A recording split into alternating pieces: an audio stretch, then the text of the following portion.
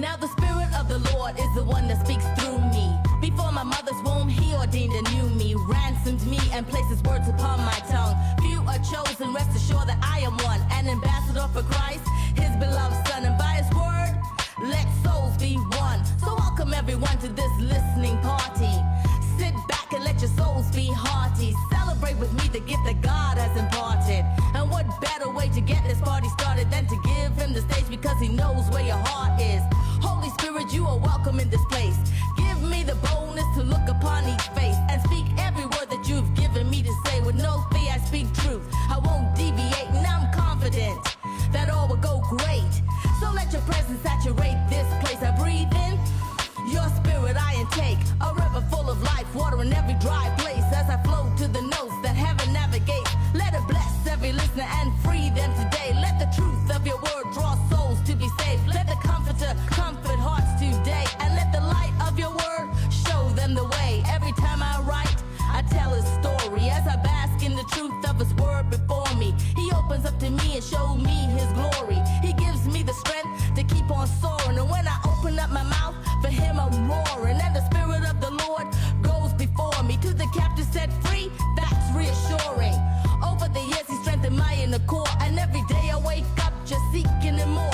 Am I ready for this? In my spirit I'm sure I am in Christ, and my Father I adore. He redeemed me from destruction, I am his ambassador. As the world turns and open up the door, I step in with purpose to win souls for the Lord. Every time I write, I tell a story as I bask in the truth of his word before me. Every time I write, I tell a story as I bask in the truth of his word before me. Every time I write, I tell a story as I bask in the truth of his word before me. Every time I write, I tell a story as I bask in the truth of his word before me. Every time I write, I tell a story as I bask in the truth of his word before me.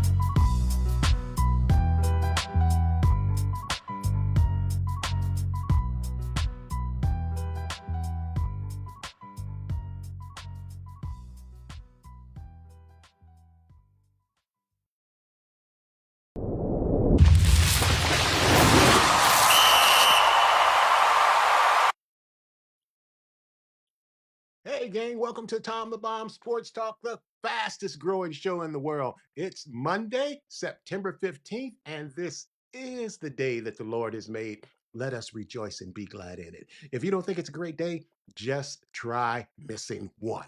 And we, LOVE, love sports and the Word of God on the Tom the Bomb Show. And yes, we are live. We're live on Facebook. Our contact number here is 301-655-9992.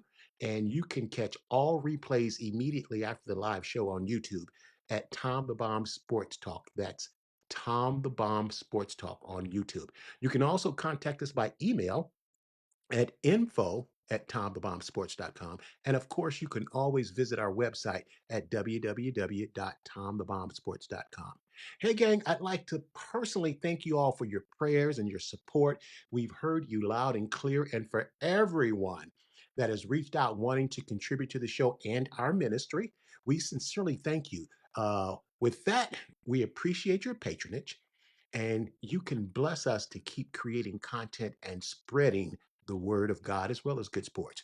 Our business cash app has hashtag $ Tom the Bomb Sports Talk. That's $ Tom the Bomb Sports Talk. We sincerely thank you, and may God bless you 100-fold return on the seed you've sown into our ministry. At the Tom the Bomb Show, as usual, we want to start off by thanking God for all the wonderful things that he's already done for us in 2025. And of course, our theme for 2025 is living in the grace realm. And our foundational scripture for all of 2025 is found in 2 Corinthians 9:8. And this is the Passion Translation. And it says, yes, like this is a commandment. Yes, God is more than ready to overwhelm you with every form of grace so that you will have more than enough of everything, every moment, and in every way. He will make you overflow with abundance in every good thing that you do. Hey, gang, I'd like to add the BCCI free food for our 50 families. It's in these designated zip codes, and the dates along with the QR codes. What you have to do is you got to scan to sign up, and we are looking to get to 100 families soon. But it's going to be the third Saturday of each month at 11 a.m. The location is 7 Metropolitan Court, Gaithersburg, Maryland, 20878. And it's open to the residents of the following zip codes. That's 20878, 20877, 20879, 20855, and 20882. First come, first serve. Uh, our beloved Pastor Bree used to always tell us that, if a church is not having an impact in the community, then what's the purpose of the church even being there? So that's what we're doing. Like I said, last week we had our community day and it was fabulous. So that we're doing. So right now we're starting off feeding 50 families. And if you fall into those zip codes, all you got to do is scan that QR code that's on the screen and sign up. Okay, Mama, I see you. I see you. I see you. Hey, we got trivia questions today. Our trivia question for today is Lenny Moore and Marshall Faulk are two of 3 NFL players in history to have 50 or more rushing TDs and 30 or more receiving TDs. The trivia question is name the third player that has 50 rushing TDs and at least 30 receiving TDs. That's our trivia question for today. We're going to come back at the end of the show with the answer. So you guys, rack your brains on that one. We don't have a poll question for you today.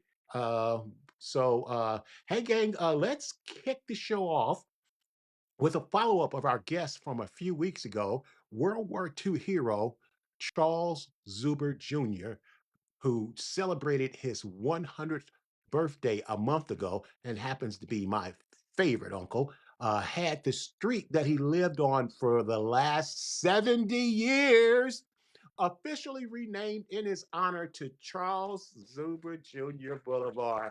Woo, woo, woo. We are so thrilled and excited about that. And the festivities took place today, 2 p.m. Central, 3 p.m. of course. And of course, Dr. Lauren and I couldn't be there, but we were there in spirit, and we're just so excited, and we are so happy for you. And we just love you so much, Uncle Zuba. And this is just really, really a great thing. At his birthday celebration a couple of weeks ago, I heard him telling his friends, and when they rename my street, I don't want to catch none of y'all on my street. So McCaslin Avenue has been officially renamed Charles Zuber Jr. Boulevard. Woo, woo, woo. Way to go, Uncle Zuber. You still killing them at level 10. Oh, my main man. All righty. Hey, gang, we want to right up front, we also want to give a birthday shout out to my dude. Don't get it twisted. Don't let the smooth taste fool you. My dude, my guy, my son. Happy birthday to Troy James Wood, man. We hope and pray that you had a great day. You've just turned into such a fantastic, God-fearing man. And we're your mom, Lynette, and Maurice, and your sister, and Dr. Lynn. We're all just so, and the whole Wood family. We're all just so proud of you turning into a fantastic young man. Keep it up. Keep God first, and you'll go far. All righty. Okay, gang, let's jump to it. Okay, unless you've been under a rock over the weekend, we had a pretty big fight on Saturday night at Allegiant Stadium in Las Vegas. Canelo Alvarez versus Terrence Crawford. Crawford became the first 3-division undisputed boxing champion of the 4-belt era, overcoming his status as a marginal underdog. I don't understand that. To beat the superweight middleweight champion, Canelo Alvarez, in a unanimous decision, 116, 112, 115, 113, and 115, 113. Crawford moved up 2 weight classes to pursue greatness. The added muscle didn't seem to hamper him, implementing his signature speed and elusive with expert precision, dodging Alvarez bombs, and returning fire combinations. Speaking of experts, let's get the Tom the Bomb fight experts into this conversation. Let me go ahead and bring these guys in here. All righty. Hey, let's get our fight gurus in here. Comedian Coy, and check this out. Knockout John Russell III. Hey guys, welcome to the Tom the Bomb Show. Tom, it's great to be here. This is comedian Coy. What's happening, Tom? This is John Russell. I'll take that nickname, Knockout. You know, I was John. I was hoping you was gonna catch that. You know, knockout John Russell the third. You comedian Coy. You like that?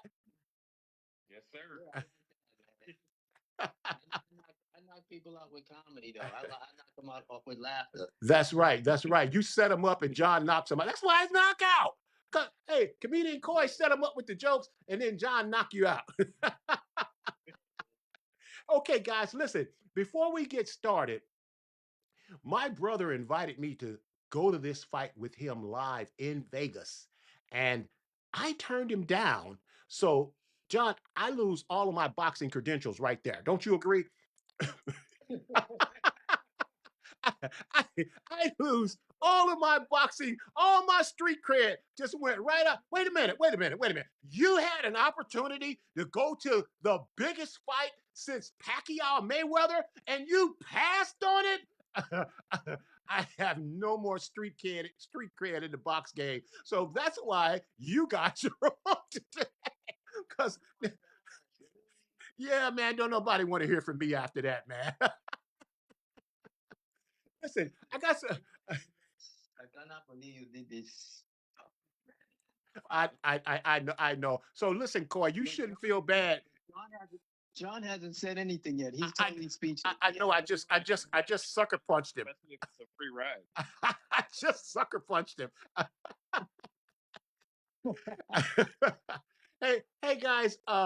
Can you? What I want to do is I want to ask you guys some questions. I want you both to respond, and then I'm going to give you guys time to just tell us what like I said, you guys are the gurus, so we're going to be listening to you. But I do want to start off with some questions, and the questions are for both of you guys. You decide who wants to go first. Okay. So first of all, can you guys talk about how boxing politics has interfered with Crawford's ability to secure major fights? That's the first question. What do you think? I mean, yeah, I can take it. I mean, yeah, Crawford has made a lot of complaints. People wasn't giving him a shot. He didn't have the opportunity as much as everyone. The politics is just, you can't really control that. I mean, it's unfortunate that, the promoter he was with, even though they saw him as the greatest, but they just the politics got in the way. I don't even know why that sort of thing happens. But just like Bud said, I mean, it took him a long road to get to where he is. But hey, he made it. That's all that matters, really, at the end of the day. John, you got any thoughts on that? Yeah. In addition to what comedian Coy said,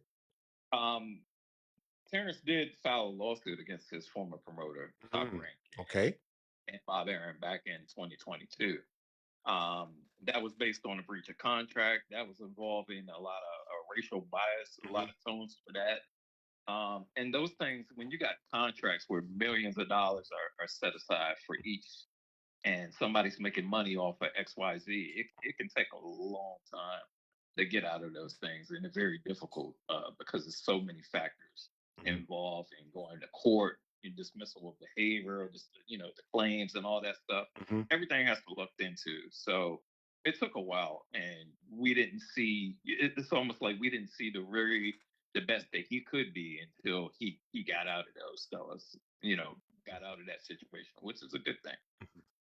Okay, guys, my next question for you is how big of a deal is it going from the 135 to 147 pounds all the way up to 154 pounds, all the way up to 175 to fight? And my understanding is it took Crawford almost a whole year to build up his weight to be able to fight Canelo. How big of a deal was that, guys?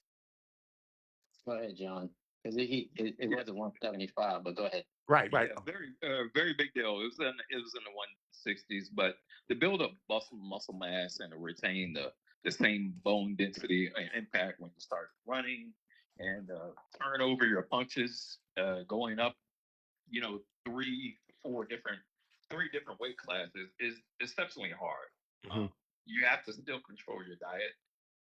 Within a year, the only other combat sports athlete that has done something close to that was Roy Jones moving up to heavyweight from many years ago, and recently, not too long ago, just John Jones moving up one weight class from light heavyweight to heavyweight. Mhm. That was a big deal, but this is even a huge deal. It takes a lot of part on the mentality, a lot of physicality. So props to whoever his nutritionist is Mhm.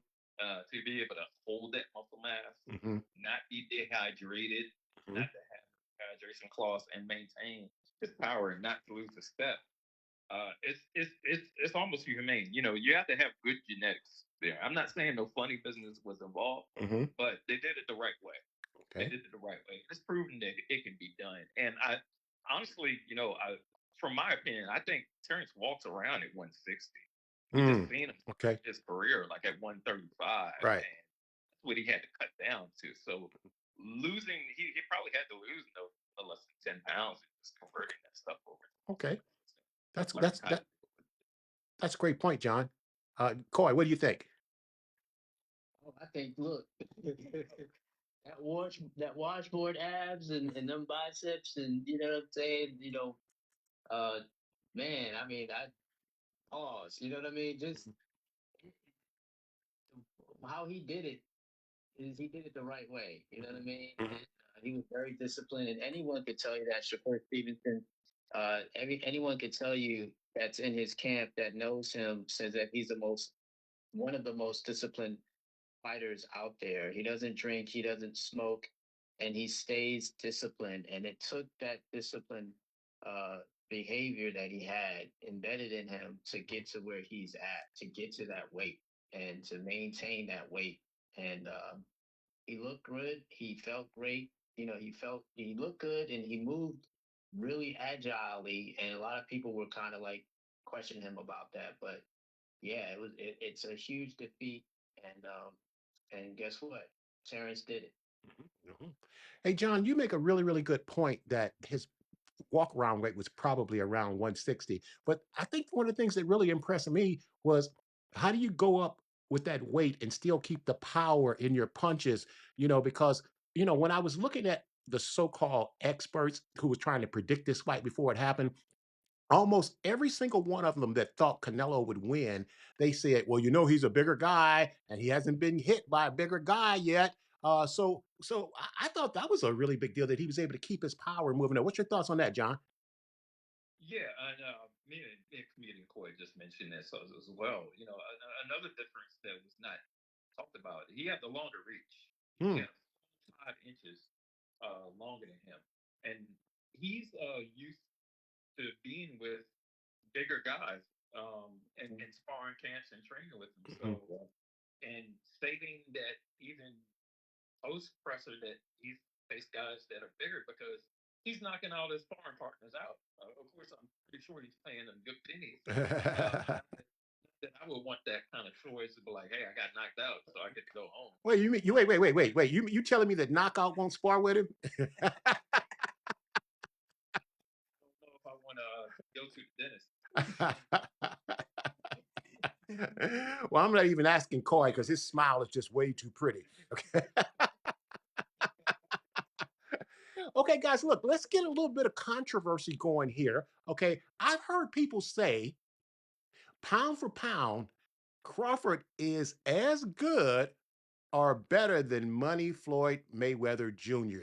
What do you guys think about that? Okay, Uh, well, first of all, I think folks just need to stop comparing fighters. You know what I mean? uh-huh, uh-huh. It's just like comparing. And I know you've been battling. I know you and your son talks about this as far as who's better, is Michael Jordan or Right, LeBron James. right. But look, here's the thing. It's like anytime somebody has a great moment, let them have that moment. Let them have their moment. Like this is a new era of boxing. Floyd is already retired. He's made his millions of dollars. You know what I'm saying? He retired with not a blemish on his record, Hmm. with no losses. Okay, and here we have another Hall of Famer, future Hall of Famer. You got Terrence Bud Crawford, and check this out. He's in this era, and he did what he accomplished. Hmm. So Hmm. let's go ahead and celebrate him and stop comparing these two guys and maybe who knows, maybe there'll be an exhibition fight in the future. I like that, Coy. I like that, Coy. John, what's your thoughts on that? Yeah, I can echo those sentiments. I believe both those guys had their each time. There's comparisons between them that they both fought in the same weight classes, but this may be, this new generation of watching boxing has is getting repopulated. Maybe it never got a chance to see Floyd, and it's Mhm. a chance to see Terrence. And just to throw in my own 2 cents and top of what you said, when Floyd came back out of retirement, I had to make an effort to see. I was like, whatever money I've got, I'm going to fight because he came out of retirement. Because when Michael Jordan was here with the Wizards, I Uh-huh. was like, I never went and get that and saw him. I was like, that's greatness. That Right. is not We did the I same can't let thing. that moment pass on. Just like I got to see him while he's still active. Right, right. We did the same thing, John, when he was here with the Wizards. Appreciate Yep. while he was still here. Yep, yep, yep, yep. I agree. Hey guys, did you guys really see this as an upset? I mean, Crawford was 42-0 with 31 KOs, and Crawford kept saying, I'm not here just by coincidence. Did you guys really see this as an upset? Hmm, that's a good question because I was kind of with Terrence Bud Crawford. Like, look, I've been with Bud. Like, for example, and John, I was with John. We went to the International Boxing Hall of Fame, Mhm, and we actually Bud was actually there. I mean, that just tells you something right there. He mhm, was he was sitting amongst the greatest already. You know what I'm saying? And mhm, this was before he fought Errol Spence Jr. And we we met his coach at the International Boxing Hall of Fame, and he was just telling us how he was prepared for Errol Spence Jr. mhm, And we got the inside scoop. And here's the thing: ever since we saw his before, we knew that he who he was before he fought Errol Spence Jr. A lot of people didn't know that. So when we was already finding out about him, guess what? I was in the long haul with this amazing fighter. Like, I was already in. So it didn't surprise me that he beat Canelo Alvarez. Like, I really knew that he was going to beat him regardless. You know what I'm mhm, saying? I thought the Vegas would be the ultimate winner, who they decide who won. But mhm, mhm, the judges did the right thing, and he got the win, and he deserved it. It was unanimous, and we all saw it was unanimous. mhm. People can debate the scorecards, but at the end of the day, I can't say it was an upset Okay. because I already knew he was going to win from All the right. from the All right. beginning. Thank you for answering the question. I appreciate it. John, what about you? Yeah, I think it could have been 50-50, to be honest with you. Mhm, It's been 7 years since Canelo last lost, and we're not used to seeing him. And we know how the proud Mexicans take heritage in their fighters. They know they come to fight, they come to prepare.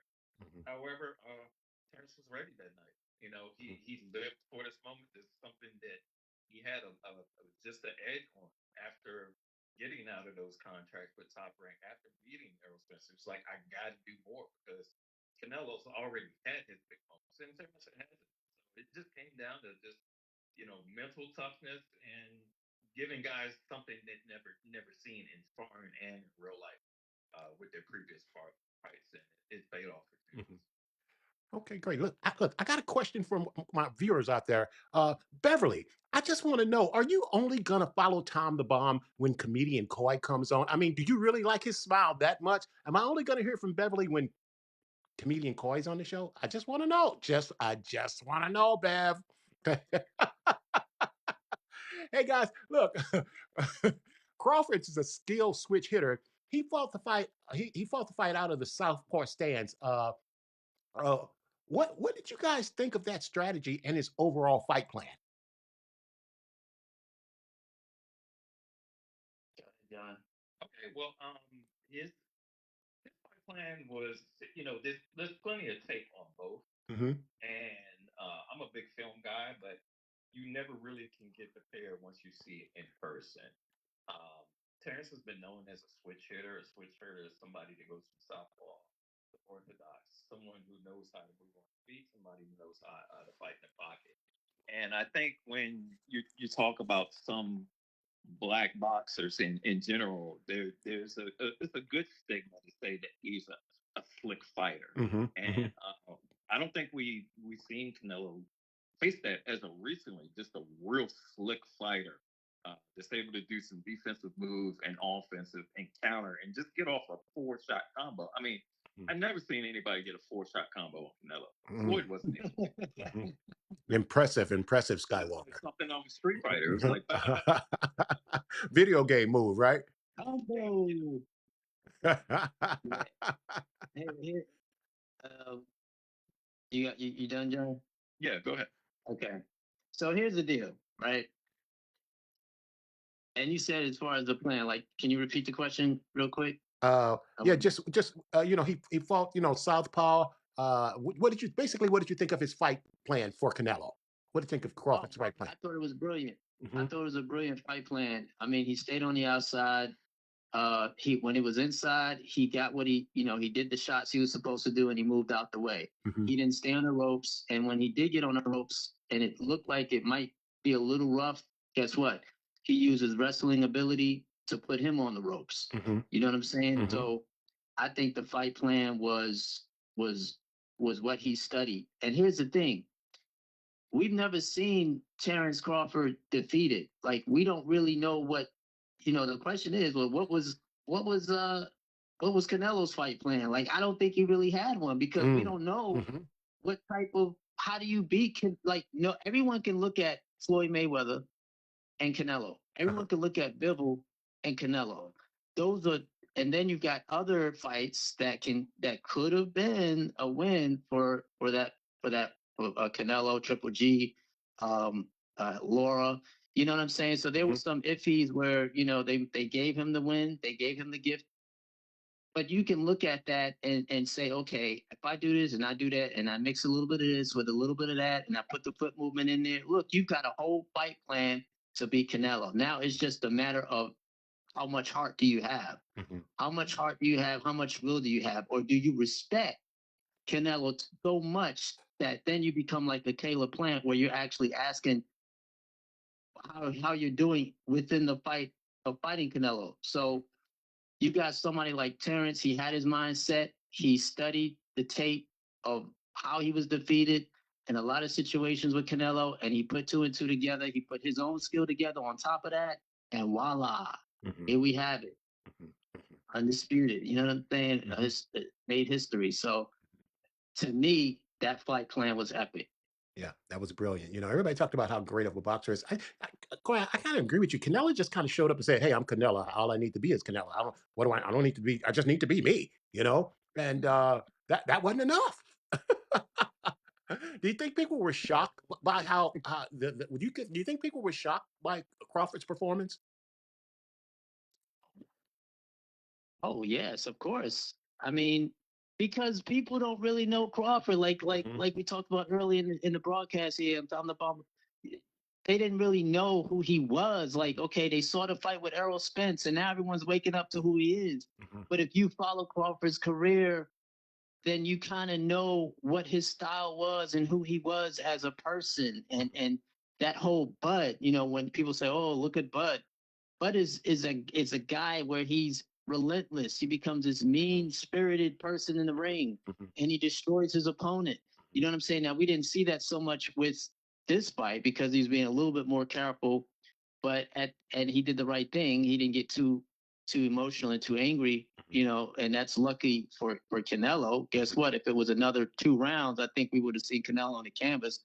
That's my opinion. But here's the deal. Okay. As you said, people underestimated his ability, and it's unfortunate. But guess what? People see him for who he is now, and all the respect has to go to him as pound for pound number 1. Hey, John, I did see the fight, and I just want to ask you. It seemed to me like the majority of the crowd was with Crawford. Did you get that feeling as well, John? Yeah, I think they did turn into that. Early on, I did hear a lot of Canelo chants, but it seemed like, they was more leaning towards, as it got a little bit later, it seemed like the tide had shifted because they were seeing a little bit more activity. Somebody that was controlling the ring, somebody that was a little bit more active. That's really what it came down to. Who was more active? Yeah, Who, yeah. who wanted to slug it out? Who wanted to fight? Who Mhm. wanted to box? Yeah, I heard one guy say, I thought it was pretty cool. It was like Canelo wants to be friends, but Crawford doesn't. I thought that was kind of fun. He's like, nah, Crawford doesn't want to be friends. Canelo's trying to be friends. Hey guys, I don't mean to change the subject, but hey John, can you talk to us about the death of former boxing world champion Ricky the Hitman Hatton, passed away at 46? Can you talk a little bit about him? Yeah, very young, 46, 45 and 3. Just went in the Hall of Fame last year, the International Hall of Fame. Made modern. I want to say he was the definition of modern UK boxing Hmm. and Britain. And I spent some time up in London and north of Manchester, where he's from. Hmm. You would this is after 24/7, before London got the Olympics. You would see Ricky Hatton's picture on a wall at these pubs and bars Hmm. because hardly nobody was able to show American football. Hmm. Um, so he was loved. You would hear stories. My questions in person, my experience there, you would hear stories about him coming into the bakeries to get bread or pastries. He Hmm. would come into the bars and buy people pints. Of course, he never had to pay for one, but it's well documented that he had some mental struggles as of Right. recently, Hmm. and we don't know exactly what those were dealing with. We know he was supposed to go to a fight Saturday, then he was found unresponsive, but such a huge influence on UK boxing. We think about probably before then. We think about Frank Bruno. We think Hmm. about Nassim Hamed, Joe Calzaghe, but Ricky took it to a different level with Hmm. his popularity of being a working class person boxer. He was boxing in the basement of a pub or bar per se. Hmm. So he didn't have the luxuries. And when he was out and about, he didn't. He probably had a few big cars, but he wasn't stunting in them. He wasn't showing off.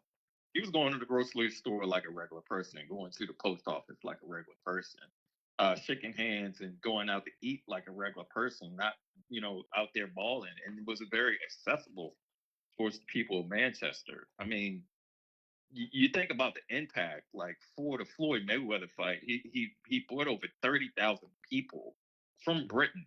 Hmm. Now, some of them half were supposed to be from LA or Vegas already there, Hmm. but the stories that you hear on that impact, I mean, 30,000 people from the UK, they didn't care about Mayweather. They loved him. They adored him. And in the fifth largest hotel in the world, MGM, they helped them make money. There's even word, Tom and Corey, that the MGM ran out of beer. Wow, that's They funny. even ran out of beer. That's how powerful. And then when he fought Pacquiao, there was another 15,000. Yeah, I know. So they love him. Yeah, yeah. It's a sad loss, and so many boxers that Amir Khan, he was mentored by him. He helped Tyson Fury get through his mental depression. A lot of people don't remember that or Mhm. forget that Yeah. when he was going through his depression Uh-huh. and John, that's everything. Ricky had it and that helped him. John. That's a good point But because Ricky Hanna was. Jack Catterall owes his career to him. He doesn't become a champion. We don't see Carl Frampton. We don't see modern UK boxing without his effort. And, he's going to be sorely missed to the UK and the boxing world just because how accessible and how much of a guy, he really was. John, you make a good point there because Ricky Hatton was also an ambassador for CALM, which stands for Campaigns Against Living Miserably, a suicide. So he had had some issues, but like you said, he was giving back and helping others. Like I said, CALM stands for Campaigns Against Living Miserably. It's a suicide prevention charity. So he was definitely giving back. So I definitely hear what you're saying. Hey guys, look, we got to wrap this up real quick. Close us out. What's your final thoughts on the fight and what's next for Crawford and Alvarez? Is there a rematch in the future? And I kind of don't like after a big fight like this, they're always asking people, are you retiring? And this, but what do you guys think is next for both Crawford and Alvarez? Hey, I, I think, I mean, Bud can do whatever he wants at this point. You know what I'm saying? Mhm. But I think he just wants to talk it over with his team, as he suggested, that he had mentioned at the post press conference. and also in the interview he had right after the fight. He's just gonna look at everything and see what he wants to do. Personally, I think he should just go off in the sunset. You know what I'm saying? I think he's made his mark. I think there's really nothing else no one else out there that he could. I think he's cool. I think he did what he had to do, and he did what he wanted and what he's supposed to do. So, but overall, it was a historic fight. It was a great fight, and I'm Tom. Yeah, I'm not gonna let you down. Look, Tom, if it happens, if there is a rematch, I need you to go to Vegas and take me with you. Look, hey, look, guys, let me get you out on this question. Look, Dr. Lauren is not a big fan of AI. And with that being said, the AI judges had this fight 114, and Canelo should have kept the belt because of tie. What do you guys think of that AI judging? Oh my gosh. Not a fan. Not a fan. It doesn't have real eyes. It doesn't know all Correct. the rules. What is Correct. What is it judging? What is it judging? Is it judging counter defensive moves? Is it judging offense? What is it looking at? So, Yeah. Not a fan. Yeah. Well, I was really pleased with the actual judging there, because Coy, you kind of mentioned this. Yeah, I think people were surprised that the judges, everybody saw the fight the same way. Well, the hardcore Canelo fans did not. Okay. Okay. Well, that's always that. Look. Okay, Coy, you're starting to describe. They're gonna see what they want to see. Coy, you're starting to describe Dallas Cowboy fans, and we're not talking football right now. That's coming up in our next section with Felix. So we're not going to talk about the Cowgirl fans. Okay, we're not going to do that. Hey guys, look, thanks for coming on, man. You guys are always welcome, not just for a big fight. John, it's great to hear from you again, my friend. You guys are welcome on the show anytime. And if there's another big fight, we're going to have to do something. And at the very least, Coy, we have to do a party over at Shalom. You down for that? You could actually bring Beverly with you. Okay, guys, thanks a lot. I appreciate you guys coming on. We got to take a commercial break, and then we'll be back with 5 good country minutes with my main man, Felix Bassey, the best side man in the business. Thanks, guys. Happy birthday to your son. Happy birthday to him. Thank you. Thank you very much, John. I appreciate that, man. Yep. Happy birthday. All right, guys. Take care. Thanks. Bye. Thank you for having me. Morgan's Home Turf to huddle up about replacing their drafty old windows. This free estimate is showing how easy it is to tackle the problem. We can get any of these windows custom made. Yes, you can get the quality and style you really want. And at a more affordable price than they ever imagined. Now that they've sealed the deal, they'll be saving money year-round. We're really confident with Window Nation. Get your free estimate today and get 60% off all windows plus no interest or payments for 24 months at getwindownation.com.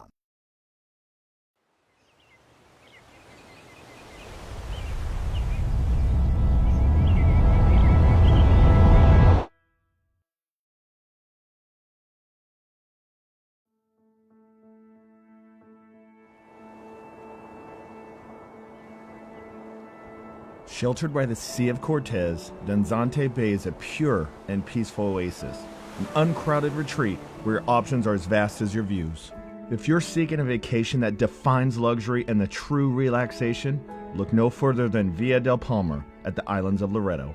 A splendor of true Mexican hospitality effortlessly blends with rich materials and satiable comforts to bring guests the ideal home away from home experience. With its quiet beaches, scenic vistas, rich history, and an astounding surrounding natural habitat, you'll feel as though you've been swept off to paradise.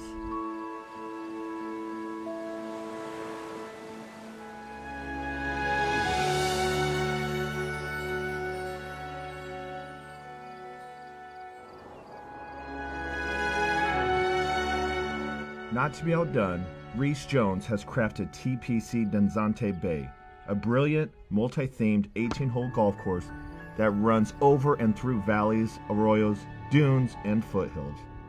From every angle, striking images of the islands of Loreto and the surrounding mountain range take your breath away, while the challenging yet rewarding Baja golf course beckons you to return for more. It is an honor and my pleasure to welcome you to the world's most beautiful sunset and so much more.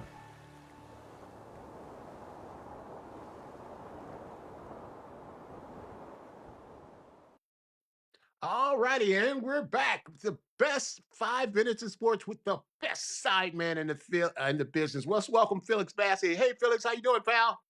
Doing all right. How are you? All right, look, the boxing was awesome. We went a little bit, so let's just jump right into week number 2, and let's start off with your team, the Commanders versus the Packers. The Commanders 18, the Packers 27. Um, we kind of got brought back down to air, ground back down to earth on this one. Felix, what's your thoughts?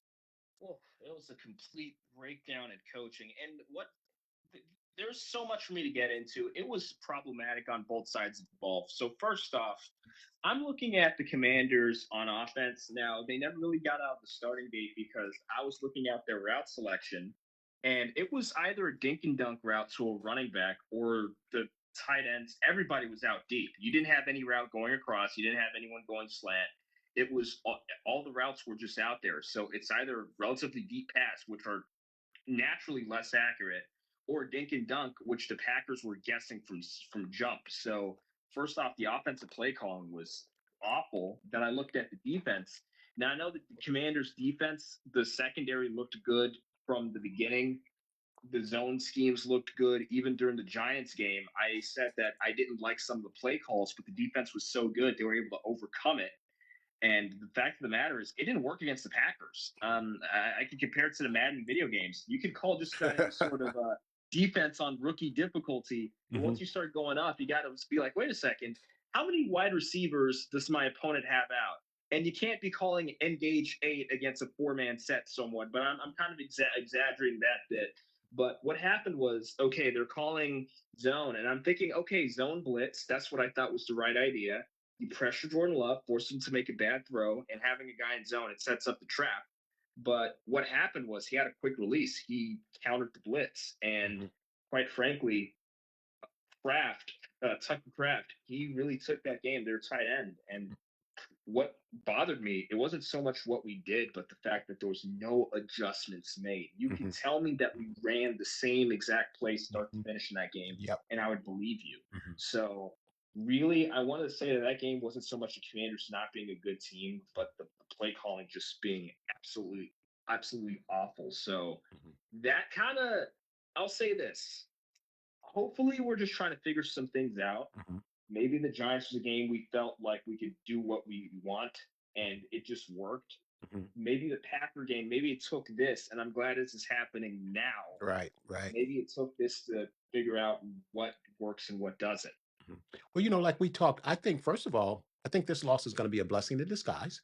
Second Yes. of all, I think this is the first time I ever saw Jaden Daniels flustered, man. Tell me what you thought about the defense that they threw against it because they did a good job of cutting down the throws, the RPOs, and that only works if you're getting great pressure on the quarterback. And I've never seen him pressured like that before. I thought Green Bay had a great plan. And I told you after week 1 that the Packers was the best team that I saw in week 1.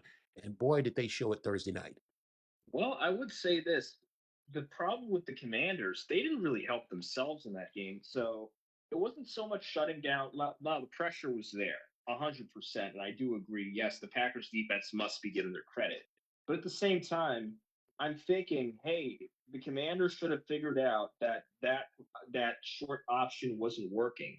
Every route I saw, again, outside of that short route, I did not really see any routes that were 5 yards in front of them, maybe 10 yards at deepest, something short and medium range. Mhm, So, really, that's part of blitz countering. That's what the Packers did. Even when our rush got to Jordan Love, mhm, he had an option to just throw the ball to, and that option was open. mhm. So, once again, it just really goes back to Washington hurting their own selves, in my opinion. Well, we're gonna have to move on, but listen to this. I mean, let me just say this last point, Felix. We just came out of our boxing session, and I Mm, think the Commanders had a plan until they got punched in the mouth. yes. and then that plan went out the window. So if we can just get back to the boxing, the Packers, Terrence Crawford, the Commanders. Let's move on to surprisingly, the best game of the week. The Dallas Cowgirls against the New York G-Men. The Cowboys win 40. to 37. And listen, man, oh, you know, man, Russ was cooking. But listen, you score the leading touchdown with 25 seconds left in the game, and you can't get this horse in the barn. You got to be kidding me, man! And the Cowboys only really needed 14 seconds of the 25 seconds to send this game into overtime. What was your thoughts on this game, man? So I would say in terms of what the Cowboys defense did, the Cowboys offense did to the Giants defense rather in the ending part of the game. Not too shocked by that. Generally speaking, the Cowboys are just a better team than the Giants. And really, if the Cowboys started playing the game at 1 Eastern, that game would have ended in regulation. But So but the, but the, but the I thought the Giants outplayed them. right, exactly, because the Giants were playing that way from start to finish, and I did say the Giants are a lot better than people give them credit for, Mhm. especially now that Russell Wilson's their quarterback. He had a career game that's higher than any total he ever had in Seattle, Yeah, and also yeah, but you know what? He wasted it with that last throw. I he mean, did. he had a masterpiece on the table, and then it was like he just threw paint over the canvas and with that last throw. It just totally ruined the master. It's like that's a masterpiece. Don't do it. And then he just splashes paint with that last throw. Come on, man. He threw that last throw like he was a first year rookie. Man, that bothered me to see him play that well and then just throw that effort away at the end. What was your take Yeah, on that? you don't throw a 50-50 ball under pressure, especially when you don't have In to. And OT. that's exactly. In that situation, you already know a 50-50, it's precarious. You go your best shot. Even when he missed a deep 50-50 throw earlier, a little bit before that, but that one made sense. It's okay. Double coverage, not to your best receiver, but you position the ball in such a way you're saying, okay, look, if this ball doesn't land as I want to, it's not going to get intercepted. I'd rather overthrow, put it where it's closest to receiver and farthest from the opposition, than put it in a situation where it's sandwiched between them, which is that's not even a 50-50. You're talking possibly 80-20. So you just saw the complete difference there. Then, okay, you go 50-50, you're off balance, you're off your right footing, and the ball just goes anywhere. I mean, that's really what happened. Like you said, rookie mistake. Yeah. Let's move on. We got a lot. Let's get to the Super Bowl rematch. Dwayne Taylor's Philadelphia Eagles against Mother Wiggs Kansas City Chiefs. The Eagles prevailed 20-17. You know, I was confident. I was confident that the Chiefs would bounce back from that first week loss. And this game was actually closer than what I thought it was. But, you know, I feel like the Chiefs showed some championship pedigree, but the Eagles just a better team. What's your take, Felix? Oh, I'm sorry. Is there a part of the game that I missed? Okay, come on with it, Felix. Tell me what you really think. Really, it was a game. Okay, the Philadelphia Eagles, and I always give them their props. 100%, it's a rival team still. But I looked at that game. Jalen Hurts. This wasn't a game in which he just threw under 200 yards or just over 100. You're talking. He totaled about 95 at the last drive of the game. He got his 100th yard. You know, he got his 100th yard in that last drive, right? Okay, okay. So this is a game in which Philadelphia was not playing their best football. As a matter of fact, Kansas City, the thing was Kansas City was playing not the best football either, and they still could have won that game. You look at Kelsey dropping the ball, Philadelphia getting a very opportune Right. interception. Altogether, that was sloppy football, and really the team that made the most crucial mistake, Kansas City, lost. Mhm. Well, Felix, it is week 2. You know, True. we got, you know, let's not throw the baby out with the bathwater. Okay. It's I still know. it's still week 2. Okay. You know, it's week 2. Don't panic. And Mother Wiggs Kansas City Chiefs are 0-2. And if you think they're going away, you're just crazy. Come on, man. They have no receivers. Come on. I'm pretty sure that Felix Bassey and Tommy Wood started at wide receiver for that game for the Kansas City Chiefs. Come on, man. They got no. Let me put it this way: there's nobody at the wide receiver position for Kansas City that scares anybody in the NFL. Enough said, right there. Let's move on to our next game. We got the Broncos versus the Colts. You know, this was a really good game, and this was a game that we both got wrong on this one. The Colts prevailed 29-28. I think, matter of fact, I know we both took the Broncos in this game, Felix. And man, Danny Dimes is having a Sam Darnold kind of year after week 2. Now, I was I'm just going to say thinking, now, that. don't get excited, Tom. It's just week 2. But after the first 2 weeks, Danny Dimes looked like Sam Darnold did last year. What's your take? Absolutely. And the fact of the matter is, you could say, now we could say all day that, okay, the first game was just the first game. But here's the thing: Daniel Jones, Mhm. had 270 yards against the Denver Broncos, one of the best defenses in Yes, the NFL. yes, yes, So people are yes. overlooking the fact that Daniel Jones, a guy a lot of people wrote off, and I knew better than to write Daniel Jones off. Mhm. He had a monster game against one of the best defenses in the NFL. And at a certain point, you have to ask, how much of this is just the beginners, the beginning of the season dynamics? How much of this is just things clicking together? And how much of this is the Indianapolis Colts being an actual viable threat Mhm. in winning the AFC South? Mhm. Well, Felix, just like we knew that the Commanders and Packers game was going to tell us a lot about both of those teams, to me, this game was Danny Dimes' come to Jesus moment. I mean, okay, yeah. I think you had the Panthers last week. Okay, or the Jaguars or whoever they play. Okay, yeah, the division rival game is going to be tough, but this game with the Broncos, like you said, this is the legit NFL defense, and they put up 29 points, man. I'm pretty sure when we get to our picks, I think I'm taking the Colts. We'll see. Okay. Let's move on to our next game. We had the Chicago Bears versus the Detroit Lions. It was Ben Johnson's coming back home party for the Lions, and the Lions 52, the Bears 21. Tom the Bomb always picks against the Bears. That's just what I do. Growing up in Illinois, 90% of the kids I went to school with were from Chicago area, and they were all Bears fans. And I couldn't figure it out, but they were from Chicago. But I was like, just because you're from a losing city, that don't mean you have to. Okay, stop it, Tom. But look, here's what I wanted to say. Ben Johnson got a lot of credit and a lot of deserved credit for that offense in Detroit. But I think people forgot who the head coach is in Detroit. And he has to get some credit for the last couple of years of what's been going on in Detroit. And even though they lost Ben Johnson, they didn't lose the head man.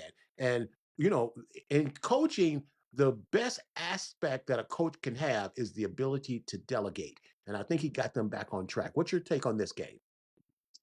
Yes, I think this game was pretty much what we expected heading into the season. The Lions just at first, I was looking at that Packers game and I was thinking, I know the Packers have a solid defense, but at the same time, how much of this is really on the Lions? Because 6 points total in the game minus the touchdown At towards the the end of the end. game, Right. that's extreme. Mhm. So they popped right back, did what we expected them to do with the Bears when we first saw the schedule at the start of the offseason.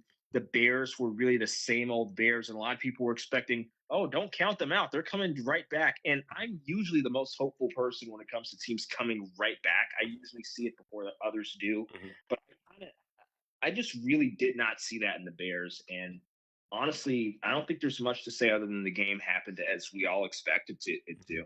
Well, you know what? I didn't expect a can of 52 open. I didn't expect that. Fair enough. No one does. I did not expect. Uh, there's been 3 games in the NFL in the last 2 years where teams have scored over 50 points, and the Lions have 2 of them. So, Mm. impressive, Skywalker. Hey, look, let's move on to the next game. We have the Seattle Seahawks and the Steelers. And what I want to say about this, you're a Washington Commanders fan, so you're intimate with the Giants and the Cowboys and the Eagles. And you've been saying all year that the Giants aren't going to be as bad as people think because you know those teams. Well, me being a 49er fan, I know the Seattle Seahawks, okay? And, the Steelers had this great win last week and the Seahawks lost. And I'm like, there's no way in heck that the Seahawks are going down 0-2 and my 49ers are going 2-0. Seahawks are bouncing back in this game, 31-17. The real football team won this game. What was your take on the Seahawks and Steelers? Seahawks Steelers. So that was an interesting game. And I honestly thought that the Steelers would have easily won that one. That was the funny thing. If you remember when I was doing the picks, I said Steelers easy. Then what happened in that one? Uh, like you said, certain things about the Seahawks. You know how Uh-huh. they match up with Uh-huh. the Steelers, right? So Uh-huh. Uh-huh. I saw this one coming, and Yeah. I saw the Steelers what they did against the Jets, and I'm thinking, hey, the Jets defense is no laughing matter. They were able to rack up 40 points against the Jets. So I'm thinking the Seattle Seahawks should be no problem. I'm Mhm. thinking even the Seahawks offense, I mean, is that good?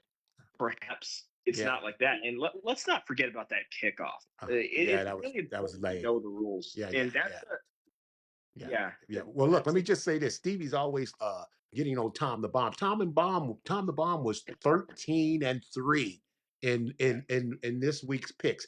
13-3. You could take that to the bank, baby.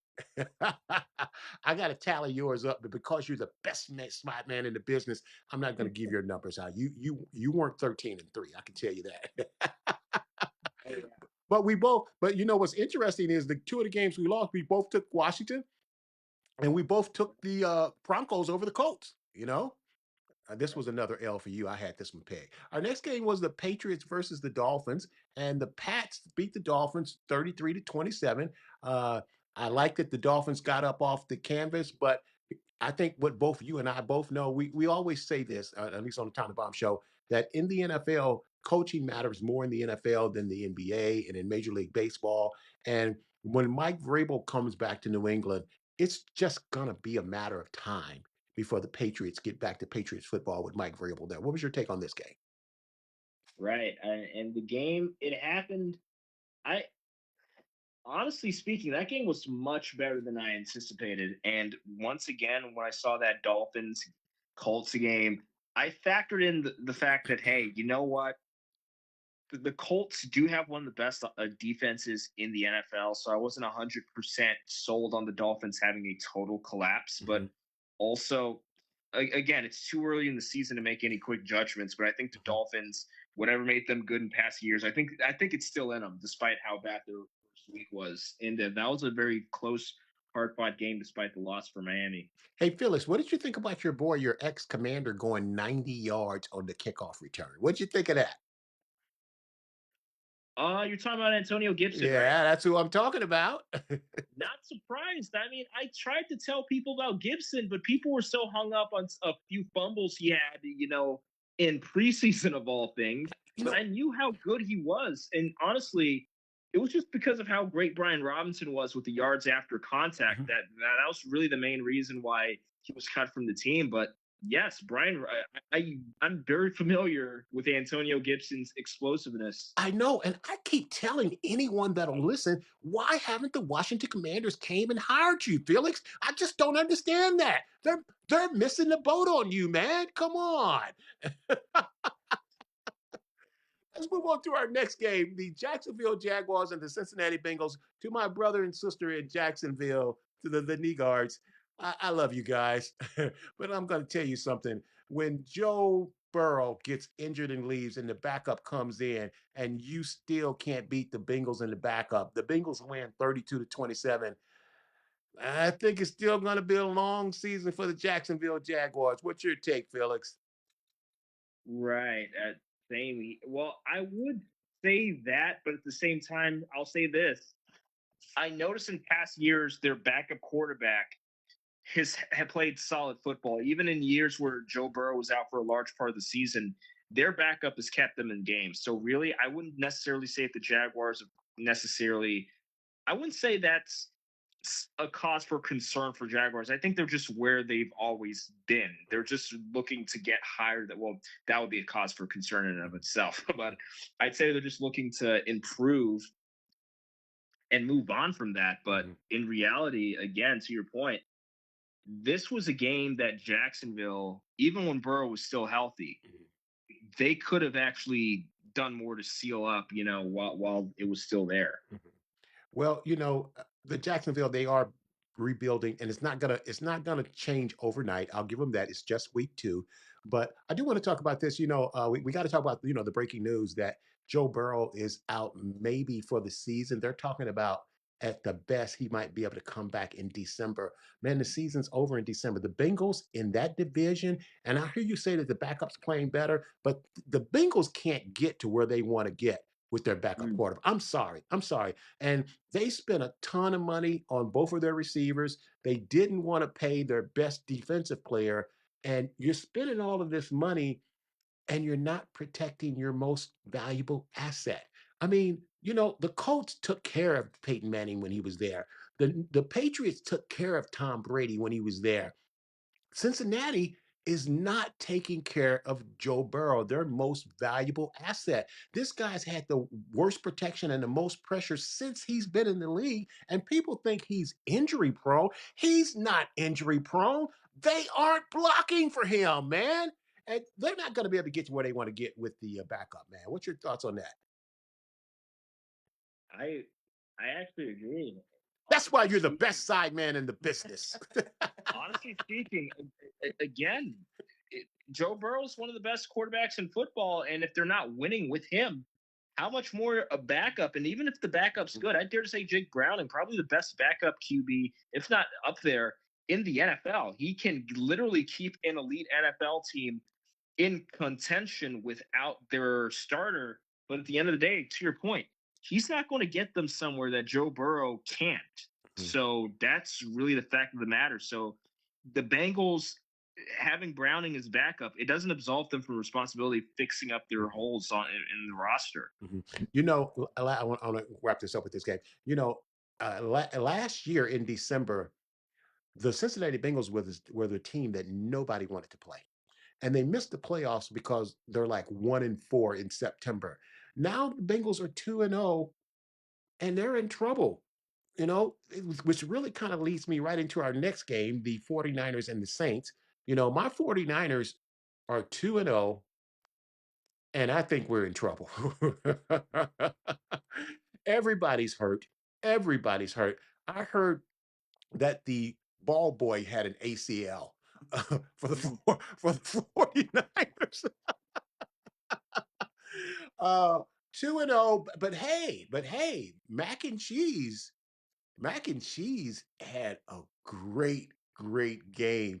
And man, if we can just hang it out and hang it out and hang it out until our guys come back, hey, we're 2-0, and that's better than being 0-2. What's your take on the Niners and the Saints? Well, first off, I wanted to say that yes, the game happened as I expected. 49ers won. Mac Jones, again, despite being a backup, he was I'd say what he did for New England obviously was better than what we're seeing in New Orleans. So I knew even without Brock Purdy, the 49ers would win this one. So that's my take on it. And the 49ers defense. Let's not forget that. Mhm. And also, Mac and Cheese is a better nickname than what I thought up for Mac Jones. So I'll just leave that there. You're so funny, Felix. Let's get to our next game. We had the Cleveland Browns versus the Baltimore Ravens, and it's an interdivision game. And the Ravens are clearly a better team than the Browns, but the Browns traditionally play the Ravens tough. The Ravens win 41-17. I think the big news of this game for the Browns is that Joe Flacco was replaced by Gabriel coming in. We've had some injuries at some point. There's rumors going around about Shadur Sanders being traded. Joe Flacco was a stopgap anyway. What's your take on this Browns and Ravens game, Felix? Okay, so that Shadur Sanders trade rumor, that's a bombshell because we're only 2 weeks into his rookie season, so that's a bombshell there. But it kind of just shows the degree of controversy, disorganization that really the Browns might be in. And again, I would just say this: the Browns, they were they were a team that at least had a solid defense. I mean, honestly, they had strength in their offense, but I definitely do not see that strength in their offense anymore. And aside from that, honestly speaking, the game ended. It ended as we expected it to. The Ravens came in off of a heartbreaking loss Mhm. against a division rival Right, under right. 30th anniversary celebration. I saw this happening from a mile away. Yeah, yeah, yeah. Listen, just real briefly, Tom the Bomb is going to be coming. I got not in this show, but I got a segment coming up soon on Shadur Sanders, and I just want to let you guys know there's so much going on behind the scene with this young man. And Tom the Bomb is doing him. I'm doing my research. I'm getting my facts down, Felix. Because Felix likes facts. Okay. I'm Okay. working on my facts down. And I got a story that's coming up that I think a lot of people are missing. And it's gonna explain a lot of things. And you're gonna go, oh, no wonder they did that. And no wonder they happened. And part of it, just to put a carrot out there, a very good part of it is the collusion that goes on in the NFL on a regular basis. You guys have to understand the NFL is literally a billionaires club. Hey, I got a golf group, I got a golf club, and I know what goes on in my golf club, but let me tell you something. As of up to this date, I've never been in a billionaires club before. And I'm going to tell you, there's things going on in a billionaire club that none of us are privy to. Okay, so it ain't all what you think it is. Okay, but Tom the Bomb is working on this undercover for you guys. So let's get to our next game. We got the Carolina Panthers versus the Arizona Cardinals. This game was surprisingly more entertaining than I thought. The Cardinals won 27-22, and at some point in this game, I just felt like, man, the referees really want the Panthers to win this game. I mean, some of the penalties that they called, this was the worst officiated game I saw all week. The penalties that they called against the Cardinals at the end of this game, they gave the Panthers, and I'm not exaggerating, they gave them like 7 or 8 chances to come back and tie and win this game. And they just didn't do it. I'm impressed with the Cardinals defense. People don't realize that Micah Parsons, Calais Campbell, Sweat, man, those defensive position, they're equivalent to baseball closers. See, when you get in football, the closer is Micah Parsons. The closer is Calais Campbell. The closers is Sweat, because when that team is trying to make a comeback and win in the fourth quarter or the overtime, you got to be able to get to the quarterback, get him on the ground, and wreck the game from that perspective. Arnold for the Rams, those guys are closers. And what I saw on Sunday is I saw the Arizona Cardinals close, and they're now 2-0, and they're playing my 49ers next week. And and Pastor John, you'll trace to this. We don't do well against mobile quarterbacks. So we got Kyler Murray coming up next week. And you know how you say you're scared sometimes, Phil? Kyler Murray scares me every time the 49ers play them. Let's get to our next game. We had the Buffalo Bills versus the Jets. And I don't have video on this one because it was the Jets against the Buffalo Bills. I mean, come on now. Stevie Wonder and Ray Charles saw this one like a mile away. I got a call from Stevie, and he says, hey, Tom the Bomb, make sure you take the Bills on that. That's your lock of the week. And Felix doesn't bet, but when his friends calls him up and ask him, I need a lock, tell him Buffalo over the Jets. So, so the Bills prevailed 30-10 over the Jets. Fields got hurt in this game. Okay.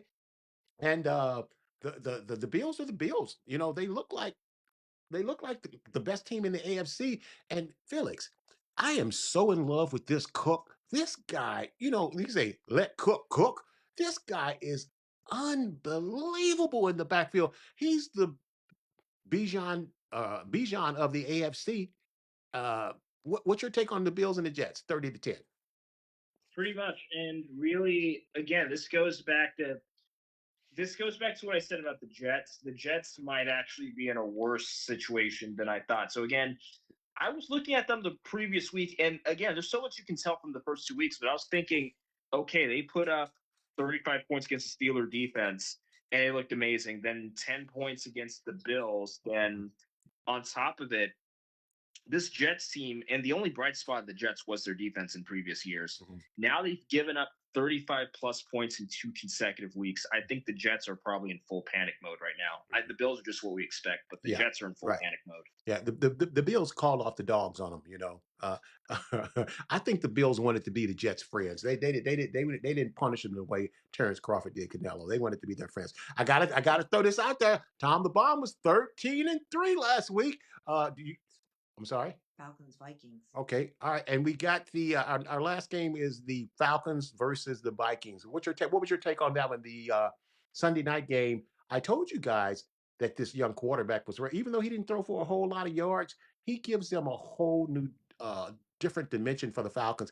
In sports, and especially in football, you have to have a guy that can take the top off the roof. That's why Tyreek Hill, when he was in Kansas, that's what Kansas City's really missing is Tyreek Hill. You got to have a guy that scares you, a Bob Hayes, a Cliff Branch, a guy that'll just blast past you and you can't do anything about it. And more importantly, then you got to have a guy who can get it to you, like Mel Gray for the old St. Louis Cardinals. Jimmy Hart would throw that thing up there, and Mel Gray would go get it. That's before your time, Felix. But this was one of the games that I actually lost in. I took the Vikings, and I was 13-3. This was one of the games I lost. I had the Vikings, and I can't remember if you took the Vikings or the Falcons. Do you remember? I took the Falcons. You took the Falcons. Okay, all right. Okay. It was one of the games you got out of me. So, what was your take on this game, Felix? So the fact of the matter is, I saw some bright spots in JJ McCarthy. I saw some passes that were well placed. I saw some passes and that showed his capability. But the fact of the matter is, at the same time, maybe he's just not exactly ready at this point. So again, maybe it's just a matter of development and they're growing pains. But I'd say that it was kind of extreme. Some of the passes we're talking not just overthrown, but way off passes that were thrown almost right into the defenseman's hands. No receiver in sight. Then on top of it, if you just look at his yard total again, the fact that matters, it wasn't just sporadically poorly thrown passes, but his yard total kind of told the story. And I usually try not to reduce it to stats sometimes, but honestly speaking, I think there's an upside to him. I think he can turn around. He has the talent, but the fact of the matter is, it's really or he has the skill. It's really a matter of just sharpening on that and avoiding some of the mistakes that took away from it. Mm-hmm, mm-hmm. Yeah. All right. Well, let's get to our picks. Let's start off with our Monday night game. We actually got two Monday night games tonight. Our Monday night game first, we got the Buccaneers. The Dark Knight Buccaneers versus the Houston Texans at 7 p.m. Okay, that's your first game. And then our second game is the Chargers versus the Raiders at 10 p.m. And Felix, I don't know if you caught earlier, but my brother Gus put this fabulous guys weekend together where we were there. Everybody went to Vegas. They went to the Canelo Crawford fight. They played golf. And then they're going tonight. They'll be at the Chargers and Raiders games at Allegiant Station. And Tom the Bomb passed on this weekend, and the Flyers also played. Right. I forgot. And Friday night, also the East St. Louis Flyers took on the Gorman High School, and Gorman punished the Flyers 35-10. We haven't seen our Flyers get beat like that, Felix, in a long time. So it was a great weekend of sports with the Flyers on Friday night, and then Saturday the Canelo Crawford fight, and now Monday night they're going for the game with the Chargers and the Raiders. And Tom the Bomb passed on that guy's weekend. And I came to the knowledge of the truth that you know what, you might be saved, because I really didn't want to miss church and go to Vegas. I didn't. I'm not just through with Vegas, to be honest with you. But hey, it's a great weekend. The guys are out there; they're having a good time. I'll look for you at the game, Gus. The Chargers Raiders at 10 p.m. So let's start with the first game. Who do you like? The Bucks and the Texans. Tom the Bomb's taking the Bucks in this one. Who do you like, Felix? Let's mark these down, because next week, Felix, I'm calling your record out on the air. Tom the Bomb was 13-3. Buccaneers. Okay, Felix says the Buccaneers. Tom takes in the Buccaneers as well. Then we got the Chargers and the Raiders. And besides the San Francisco 49ers, the Raiders are my second best favorite football team of all time. But Tom the Bomb is going to take the Chargers, and I'll actually be rooting for James Raiders.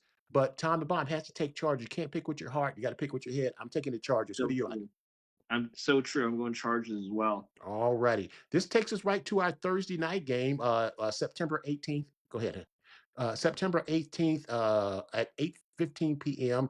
We have the Miami Dolphins versus the Buffalo Bills. And wait a minute. Wait just a second, Felix. Wait. Hold on. Okay, yeah. I'm getting a text from Stevie Wonder again. And Stevie says, tell Felix that the lock of the week is the Buffalo Bills over the Miami Dolphins. Stevie says, yeah, he says back up the Lynx truck on this one. The Buffalo Bills over the Dolphins Thursday night. Who do you like in this one, Felix? Yeah, it's obvious the Bills. You going with Stevie as well? Okay, yeah. Call your friend and tell him you got a lock of the week. our, ne- our next game is the Green Bay Packers versus the Cleveland Browns. Tom the Bomb's taking the Packers. After week 2, nothing has changed. The best team I saw in week 1 was the Green Bay Packers. The best team I've seen in week 2 is the Green Bay Packers. I'm taking the Packers. Who you like, Felix? Same Packers. All righty. That's why you're the best man in the business, best side man in the business. All right. Our next game is and this will be interesting. Our next game is going to be the Indianapolis Colts versus the Tennessee Titans. And Felix, this is an interleague game, and they always play each other brutally tough. I like what the rookie quarterback is doing in Tennessee, but I got to take the Colts. The Colts have impressed me for 2 weeks in a row. I'm taking the Colts. Who do you like, Felix? Colts. Colts. All righty. Then we got the Cincinnati Bengals versus the Minnesota Vikings. And I really, really would just take the Bengals without even thinking. But we know Joe Burrow's not going to be there. And Tom Baum's going to take the Vikings on this one. That's a much tougher game than I thought. Yeah, well, because Joe Burrow's I'm not actually there. going to go with the Bengals. All righty. We just got to be different. Okay, I love it. Okay, I love it. Our next game, now this I think was going to be a game. The Pittsburgh Steelers versus the New England Patriots. And I don't know if I'm going to shock you here, but Tom the Bomb's taking the Patriots. Who do you like, Felix? He did shock me. Yeah, I mean, I'm still going with the Steelers, but after what we saw from last week, these games could go either way. Yeah, absolutely, absolutely. This is just for fun. This is just for fun. And you know what we always say on the Tom the Bomb Show: don't bet on NFL football games. Listen, you can always hashtag us at $Tom the Bomb Sports Talk if you want to contribute to a worthy ministry. Okay, instead of betting on NFL football. Our next game is the LA Rams versus the Philadelphia Eagles, and this is going to be fun. This is really, really going to be fun. And week number 3, I have a problem with going against the Eagles. I think the Rams are a team that can give the Eagles their first loss, but Tom Bomb's are going to take the Eagles. Who do you like, Felix?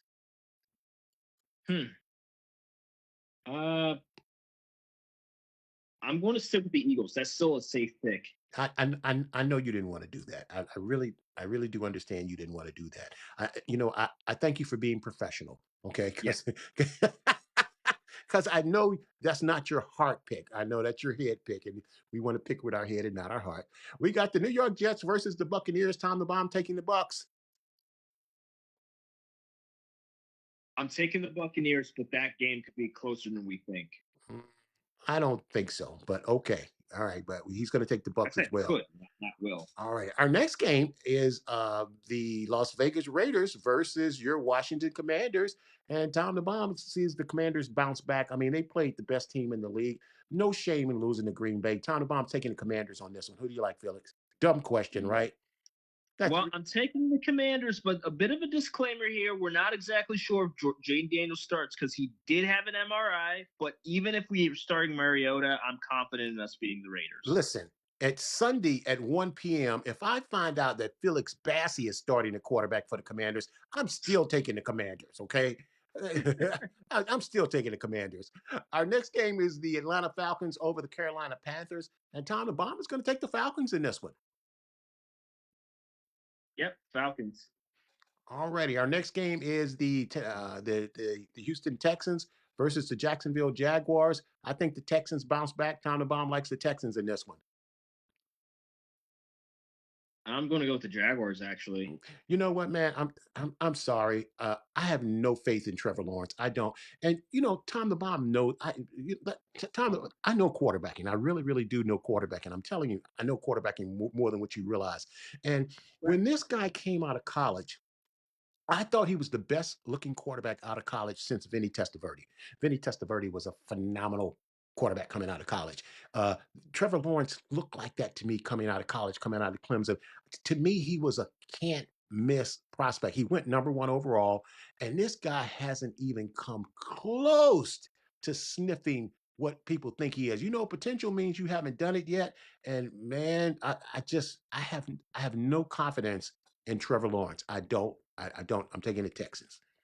All right, next we have the Denver Broncos and the Chargers, and I think this is going to be the toughest game to pick of the week. But you know what? I'm gonna go with the Chargers. Felix, who do you like? You said Chargers Broncos? I'm Chargers Broncos, and Tom the Bomb's taking the Chargers. But I'm telling you guys, this is the 50-50 game. But I'm taking the Chargers. Who do you like? Chargers. Chargers. Chargers. Okay, all righty. That's why you're the best side man in the business. Next, we have the New Orleans Saints versus the Seattle Seahawks. And I just told you guys, Tom the Bomb's taking the Seahawks. It's a good football team. It's a good organization. They do things right. They're solid. I'm taking the Seahawks. Who do you like, Felix? Seahawks. Okay. All righty. This next one kind of perplexes me because I got the Dallas Cowboys versus the Chicago Bears. And you guys know for the most part, Tom the Bomb just doesn't take the Bears. So for the second week in a row, Tom the Bomb is going to take the Cowboys. But the Cowboys were a smart pick here. Okay, all righty. Okay, now here's where the real rubber meets the road. Our next game is the Arizona Cardinals versus the San Francisco 49ers. And I just told you guys that Kyler Murray gives us the blues. We do not do well against mobile quarterbacks. Uh, but you know what, man? And it's not so much that I'm going with my heart here, Felix. The 49ers are well coached. I like the fact that we got our defensive coordinator back from the Jets. Okay. And Tom Bomb's going to take the 49ers, but this game has me walking on eggshells. I'm taking the Niners. Who do you like? You're not going to like it, but I'm going Cardinals. Hey, dude, I wanted to take the Cardinals so bad, but if like I said, on a 50-50, you got to go with your team. Come on, if it's that close, you got to go with your team. So no, that didn't make me mad. I was really, really close. I thought about this because like I just said, the 49ers don't do well against Kyler Murray, but I'm taking the Niners anyway. Our next is Mother Wiggs, Kansas City Chiefs versus the New York Giants. But let me tell you something now. Yeah, the Chiefs got a mean schedule. And I'm taking the Chiefs, but you know what? I would not be shocked if the Giants come out and put out another performance like they get against the Cowgirls. But I'm taking the Chiefs in this one. Who do you like? I'm putting my journalistic credibility on the line here. I'm going Giants. Okay, all righty. I like it. I like it. I like it. And then the Monday night games we'll pick next week, September 22nd. We have the Detroit Lions versus the Baltimore Ravens. And I don't even want to talk about that one right now because that's just going to be so fun to go over next week. But we got the Detroit Lions versus the Baltimore Ravens. And woo, that is smoke. That could potentially be a Super Bowl matchup. That could conceivably be a Super Bowl matchup. What do you think about that, Felix? Absolutely, absolutely. That's why you're the best side man in the business. Just what was the pick in terms of Broncos versus Chargers for Felix? Felix took the Chargers, correct, over the Broncos? Right. Yeah, we're documenting you, pal. Tom the Bomb, 13-3, Stevie. 13-3. That's pretty good. And then Rams versus Eagles. I just missed that. Eagles. Eagles. Yeah, okay. he didn't Good want difference there. He didn't want to. He didn't want to. He didn't want to take the Eagles. Hey, gang, let's get to our trivia question today. Let's see if Felix got this one. Excuse me. Our trivia question today is Lenny Moore and Marshall Faulk are two of three NFL players in history of the NFL to have 50 or more rushing touchdowns, as well as 30 or more receiving touchdowns. There's one other player who's done that. Name the third player who has 50 rushing touchdowns and at least 30 receiving TDs. Felix, give me an answer, pal. Can you give me a clue by decade? By decade? You mean who the player is? Like what decade the player was in. Okay. I'm going to give you a really good clue, and you can hear it. He scored the touchdown on Sunday to join this group. On Sunday. Okay. He scored a touchdown on Sunday to join this 50-30 group. So that should reel it in for you. 50 rushing touchdowns and at least 30 receiving touchdowns. Who do you think it is, Felix? It's bothering me that it's not immediately coming to mind for some reason. I gave you a great. He scored his 30th receiving. I'm gonna help you out. He scored his 30th receiving touchdown on Sunday. What do you guys think out there on Facebook? Who you guys there? I don't see any answers on Facebook. I'm scanning. Pastor Stevenson, you don't know? Okay. You gonna take a shot at it, Felix? I'm sorry. Wow. I had no idea that a football question would stump me like this. I'm gonna Wow. give you one more clue, and if you don't get this one, I'm gonna have to fire you. I'll take it. He received his 30th touchdown receiving from mac and cheese.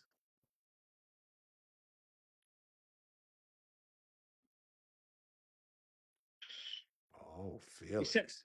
30 receiving and 30 rushing. No, 50 rushing TDs and at least 30 receiving TDs, and he caught his 30th receiving touchdown Sunday from mac and cheese. Okay, you ought to be able to get that now. Wait, who does mac and cheese play for now? The 49ers. Okay, so who's on the 49ers that you know has had at least 50 rushing touchdowns and has caught at least 30 touchdowns receiving? I'm trying to remember. Aside, I know about. Lawrence, Okay, I know it's not Brian Robinson, obviously. Dr. Lawrence says, "Don't fire Felix."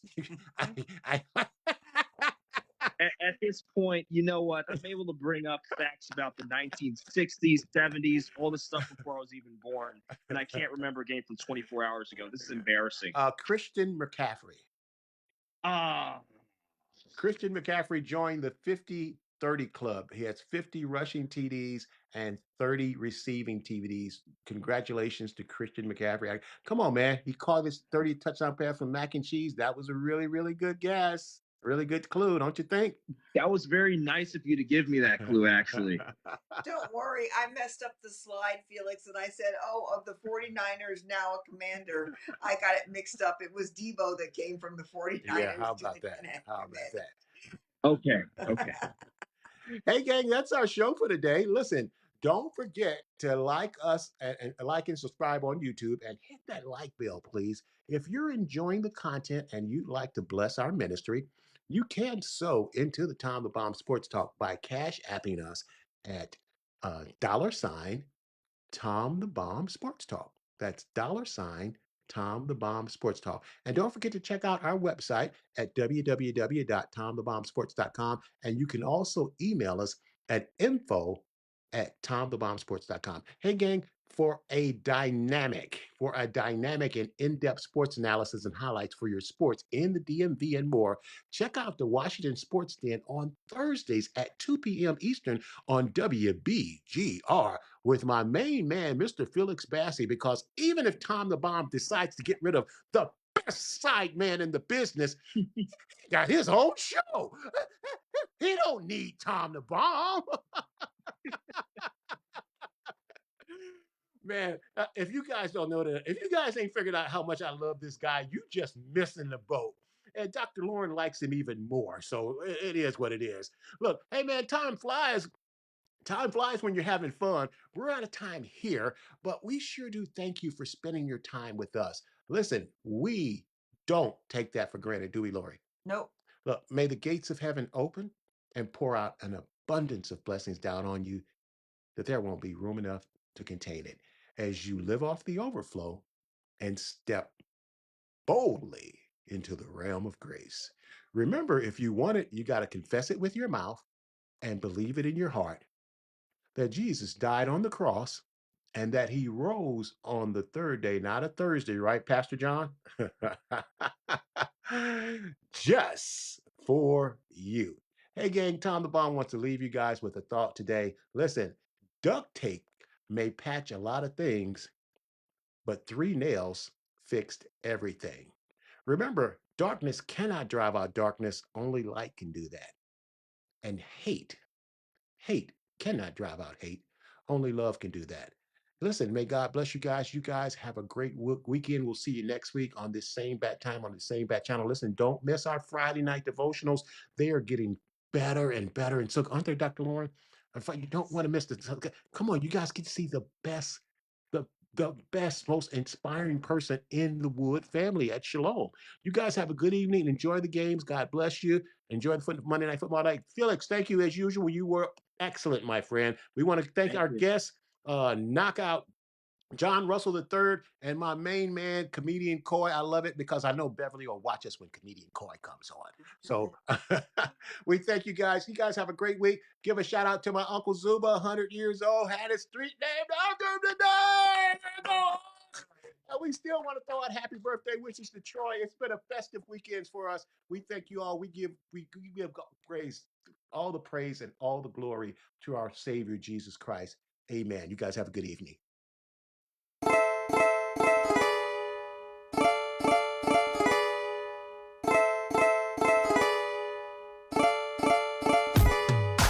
Daughter of mine, this is your time, and you gon' shine, and you gon' shine. Daughter of mine, this is your time, and you gon' shine, and you gon' shine. Well, I'm coming out with a word in my mouth, filled with excitement to say what it's all about. For a long time, I've held this water in, let the floodgates open, let the miracles begin. I've prayed, and I've gone back 7 times, look again, cause the miracles are mine, stir the water. I'm about to step in like the pool of Bethesda, let the healing begin. Daughter of mine, this is your time, and you gon' shine, and you gon' shine. Daughter of mine, this is your time, and you gon' shine, and you gon' shine. It took a minute to get my composure right. For years it seems like I've been fighting for my life. Confusing times when my days resemble nights. But now this eagle is about to take flight and soar out of darkness to its revelation light. Though the waves are rough, I step out my comfort zone to walk on water, cause I know I'm not alone. God's got my back and reminds me I'm his own. His words are sweet in my mouth, they taste like a honeycomb. And faith has opened up my eyes. I've been through the fire, tested and tried. As I study God's word, I finally realize that my purpose I have to visualize, to bring the unseen from the realm of under night until I walk into the fullness of a purpose-filled life. Cause I'm light. Yes, I am light, and I shine bright. I am an investment of the Lord Jesus Christ. Not only am I light, I am salt. When I enter in, I add flavor to it all. I bring truth, there's no dispute. Jesus is the vine, and in him I take root. I am the head, and not the tail. I'm an overcomer made free to prevail. A new design, a special kind. Ambassador followed by wonders and signs. I am light, and I give